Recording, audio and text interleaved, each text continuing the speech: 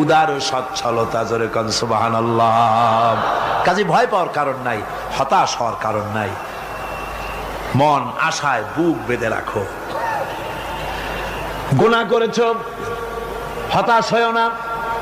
যুবকদের গুনাহ করা স্বাভাবিক। ইউনিভার্সিটির ছাত্র, কলেজের ছাত্র, প্রফেসর, শিক্ষক, অফিসার ঘুষ খেয়েছেন, জিনা করা হয়েছে, মদ খাওয়া হয়েছে, মিথ্যা কথা বলা হয়েছে। যাই কিছু করেন না কেন, ভয় পাওয়ার কারণ নাই, নিরাশ হওয়ার কোনো দরকার নাই।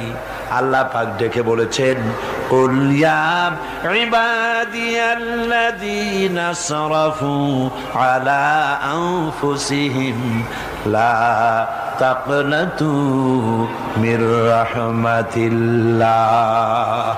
আরে আমার আল্লাহর মতো এত ভালো আর কেউ আছে?